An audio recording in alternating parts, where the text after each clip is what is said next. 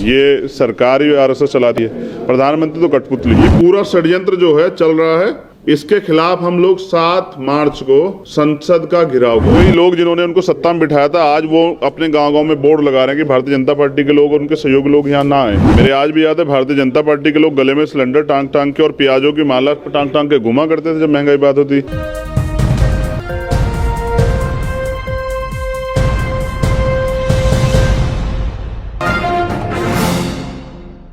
चंद्रशेखर आजाद इस वक्त मेरे साथ मौजूद है बातचीत के लिए। किसान आंदोलन 75 दिन से चल रहा है जी। क्या आपकी नज़र में क्या बीच का रास्ता है? कोई हल नहीं निकल रहा। बीच का रास्ता मेरे हाथ में नहीं है, सरकार के हाथ में। सरकार चाहे तो निकाल सकती है। किसानों की मांग मान ले, कोई जबरदस्ती किसी को पकड़ के क्यों अधिकार देना चाहते हो? उसकी मांग पूरा करना चाहते हो। किसान जब जो चीज़ नहीं चाहते क्यों दे रहे हो?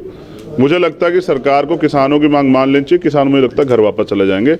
उससे बुरा यह है कि 135 लोग से ज़्यादा शहीदगी हो चुकी है। प्राइम मिनिस्टर का एक ट्वीट नहीं आया, एक बार उन्होंने बात नहीं की। मन की बात करने वाले प्राइम मिनिस्टर क्यों किसानों के बीच नहीं जा रहे हैं? उनके मंत्री क्यों नहीं जा रहे हैं?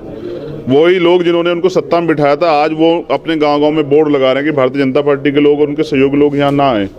तो ये कोई गुमराह करने वाली बात नहीं। किसान अपनी हक की लड़ाई लड़ रहे हैं और मैं उनका समर्थन करता हूँ। प्रधानमंत्री जिस तरीके से संसद में कह रहे हैं कि एक जमात आंदोलन में शामिल हो जाती है, चाहे कोई सा भी आंदोलन हो, तो एक विपक्ष पर निशाना साध रहे हैं या जो समर्थन देने जा रहे हैं आंदोलन में उन पर निशाना साध रहे हैं। देखिए, अभी तो किसानों की बात चल रही है, अभी तो महंगाई पे बात नहीं हुई है। मेरे आज भी याद है, भारतीय जनता पार्टी के लोग गले में सिलेंडर टांग के और प्याजों की माला टांग के घुमा करते थे जब महंगाई बात होती। आज पेट्रोल डीजल के दाम देख लीजिए और आज महंगाई गैस सिलेंडर के दाम देख लीजिए। तो ये जो सरकार है, ये मुद्दों से बचना चाहती है। हम इनको भागने नहीं देंगे, वापस पकड़ के लाएंगे। ये विपक्ष को कटाक्ष करके या उनको कोई नाम देके नहीं चलेगा। ये जनता का आंदोलन है, विपक्ष का आंदोलन नहीं है। और जब देखिए, विपक्ष की जिम्मेदारी ये है कि जब कोई आंदोलन हो और वो जायज हो तो उसमें उनको अपनी बात रखनी चाहिए, समर्थन करना चाहिए, और विपक्ष के लोग वही कर रहे हैं। चंद्रशेखर जी, जिस तरीके से बैरिकेडिंग कर दी गई धरना प्रदर्शन स्थल पर, गाजीपुर बॉर्डर को किलेबंदी में तब्दील कर दिया गया, सिंघू बॉर्डर पर सीमेंटेड बैरिकेड की गई, आप क्या समझ रहे हैं उससे? सरकार क्या करना चाहती है? डर गई है सरकार, किसानों से डर गई है और तमाम तरह की कोशिश कर रही है किसानों के अंदर बदनाम करने की, लेकिन ये चलेगा नहीं। पहले बहुत सारे प्रयास हो, आगे भी सरकार प्रयास करे। किसान हक की लड़ाई लड़ रहे हैं और अब हमारे गुरुओं महापुरुषों का आशीर्वाद उनके साथ है, वो जीतेंगे। धन्यवाद। क्या आरएसएस की विचारधारा काम कर रही है बीजेपी सरकार के पीछे? ये सरकार ही आरएसएस चलाती है, प्रधानमंत्री तो कठपुतली। ये सरकार जो है पूर्ण रूप से आरएसएस चला रही है और इसका एजेंडा है कि आरक्षण खत्म कर दिया जाए। देश का जो वंचित तबका संवैधानिक अधिकार को थोड़ा सा आगे बढ़ा था, उसको हाशिए पे ला दिया जाए कि फिर से लोग जो हैं गुलामी के शिकार हो जाएं। अब ये नहीं चलेगा। अब आज़ाद समाज पार्टी भीम आर्मी इसके विरोध में मोर्चा लेके खड़ी होगी। निजीकरण जो है, भारत सरकार ने अभी अपने बजट में सरकारी कंपनियों की हिस्सेदारी बेचकर, कुछ हिस्सेदारी या कंपनियों को ही बेचकर जो है 1,75,000 करोड़ रुपए जुटाने का लक्ष्य रखा है, जिसमें 2 बैंक हैं, एक बीमा कंपनी है, गेल और बीपीसीएल जैसी बड़ी कंपनियां हैं। इनमें कई फायदे वाली कंपनियां हैं जो अभी फायदे में चल रही हैं, और मेरी समझ में नहीं आ रहा सरकार इसको क्यों बेचना चाह रही है। इसमें लाखों लोगों को टिकाऊ रोजगार मिले हुए हैं। अब ये पैसा जो सरकार से कलेक्ट करेगी, अब समझना ये है कि उस पैसे का सरकार करेगी क्या उसे जनता की भलाई किसी काम में लगाएगी? जैसे हजारों की संख्या में सरकारी कॉलेज बनाए या हॉस्पिटल बनाए या और कोई काम। इसका एक साफ मतलब ये है कि सरकारी खजाने का मैनेजमेंट जो है, या तो उसमें सरकार ने घपला किया है या सरकार ने वो खजाना अपने लोगों पे लुटा दिया है, जिसका निजीकरण करके जिसमें वो रुपए जुटाने का सरकार प्रयास करे, जिससे कि सरकार चलती रहे। और मेरी राय में एक षड्यंत्र है जो सत्ता में बैठे लोगों ने रचा है, लोकतंत्र को महंगा करके। अब चुनाव लड़ने के लिए करोड़ों रुपए की जरूरत है, और वो करोड़ों रुपए जैसे भी किसी स्टेट में चुनाव होता है, सेंटर में होता है, सरकार उन्हें जुटाती है। अब भारतीय जनता पार्टी का आप देखोगे कि बड़े बड़े कार्यालय बने हैं अभी, और हर चुनाव में इनके विपक्ष का एक आधा हेलीकॉप्टर होता है, इनके सैकड़ों हेलीकॉप्टर होते हैं। तो देश तो इकोनॉमिक क्राइसिस में जा रहा है, लेकिन भारतीय जनता पार्टी इतना पैसा कहां से जुटा रही है? तो मुझे ऐसा शक है कि इन्होंने पूंजीपतियों से साठगांठ की है कि आप हमें पिछले दरवाजे से मोटा चंदा देते रहें और हम उसके एवज में सरकारी कंपनियों को आपके हवाले करते रहेंगे, उनमें घाटा दिखाकर या उनको कमज़ोर करके और फिर उनको उबारने का उपाय ना करके। मुझे ऐसा लगता है कि सरकार फिर कैबिनेट में प्रस्ताव लाके ये मालिकाना हक जो है वो पूंजीपतियों को, उद्योगपतियों को दिलाना चाहती है, जिसके एवज में वो एक मोटा चंदा जो है लेती है। राजनीतिक दल जो भी है, वर्तमान की सरकार है, 1990 से आर्थिक सुधारों से निजीकरण को बढ़ावा मिला और लगभग 64 लाख सरकारी नौकरियां खत्म हो गई। सरकार रोजगार तो दे नहीं पा रही है, जबकि जो नौजवान पढ़ रहे हैं उनके भविष्य के साथ जरूर खिलवाड़ कर रही है। इसमें हमारी दूसरी समस्या भी है, वो ये है कि जैसे ही कोई कंपनी सरकारी होगी उसमें आरक्षण खत्म कर दिया जाएगा। यानी एक कंपनी जो सरकार द्वारा जनता के पैसे से बनाई गई थी वो निजी हाथों में चली जाएगी और आरक्षण जो है वहां नहीं मिलेगा। ऐसा मारुति और बाल्को में भी ऐसा पहले हो चुका है। इस तरह से आरक्षण के संवैधानिक प्रावधानों का मजाक उड़ाया जा रहा है। दूसरी तरफ सरकार अपने साथियों उद्योगपतियों को सरकारी कंपनी सस्ते रेट में लुटा रही है, सस्ते दामों में जो है उद्योगपतियों को बेच रही है। यह हर लिहाज से गलत है, सरकारी कर्मचारियों के लिए भी, इस देश के वंचित समाज के लिए भी, इस देश के युवाओं के लिए भी और देश के गरीबों के लिए भी, क्योंकि सरकारी जो उपक्रम हैं उनमें गरीबों को थोड़ी सी सहायता मिलती है।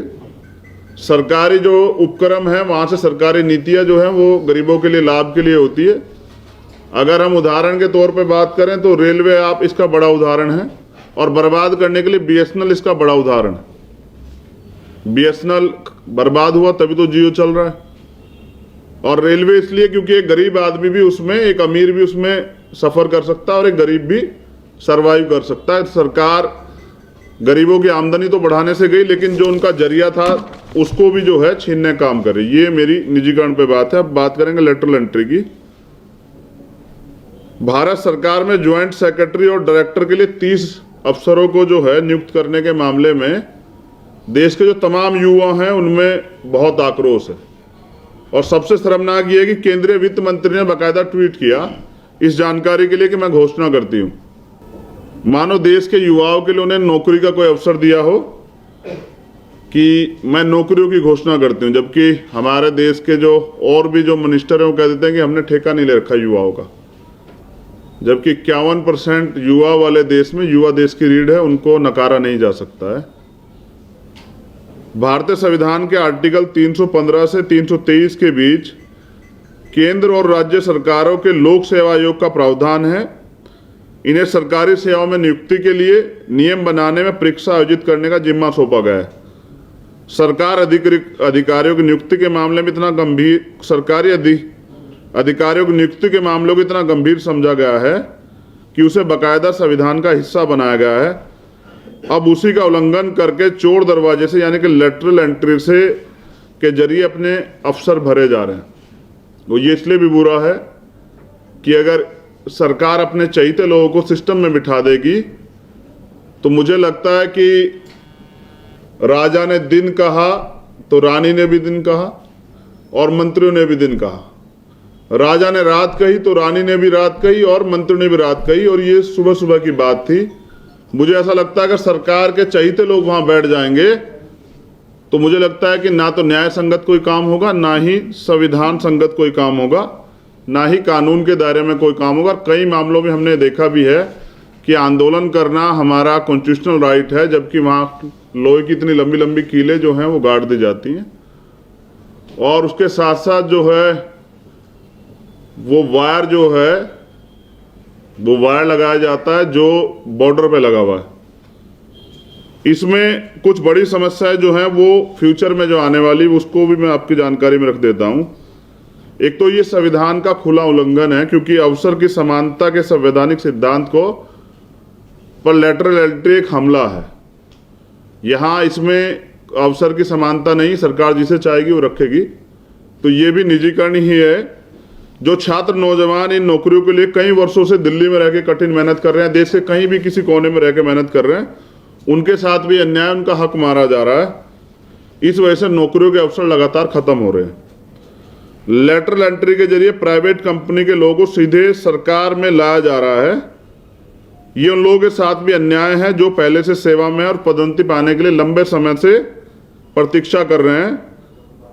जो पहले से लोग सेवा में हैं उनको संयुक्त सचिव बनने में, अगर मैं बात करूं सेक्शन अधिकारी की, तो उसको 25 से 30 साल लगते हैं। अगर मैं बात करूं आईएएस अधिकारी की, तो संयुक्त सचिव बनने में एक आईएएस को लगभग 16 साल लगते हैं। तो वो गैर जिम्मेदार लोग जो सरकार रख रही है, जिनके पास कोई ज्यादा अनुभव भी नहीं है, इस तरह की नियुक्तियों में कोई परीक्षा न होने से भ्रष्टाचार, भाई भतीजेवाद में खुली छूट मिल जाएगी।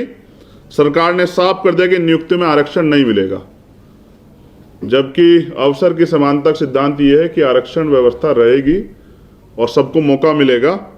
और ये बात लेटरल नियुक्ति की विज्ञापन में भी देखी जा सकती है, यानी लेटरल एंट्री आरक्षण के को बाईपास करने का जरिया बन गया है।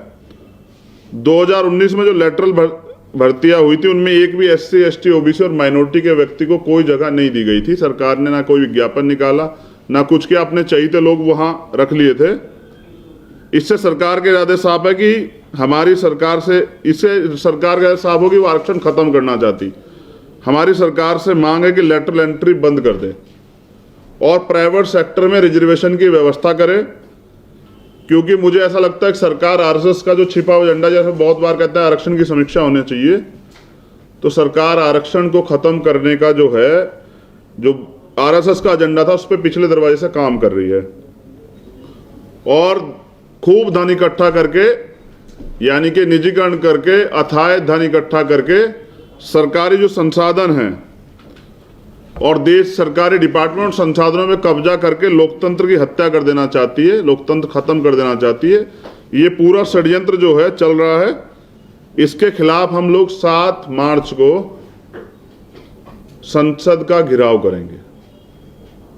ये किसी कीमत पर बर्दाश्त नहीं किया जाएगा। इस देश के युवाओं के भविष्य के साथ खिलवाड़ की जाएगी और सरकार ये सोचेगी कि लोग चुपचाप बैठ रहेंगे। तो मैं भीम आर्मी और आजाद समाज पार्टी की तरफ से ये घोषणा करता हूं कि 7 मार्च को हम संसद का घेराव करेंगे और ये हमारे आंदोलन का पहला चरण है।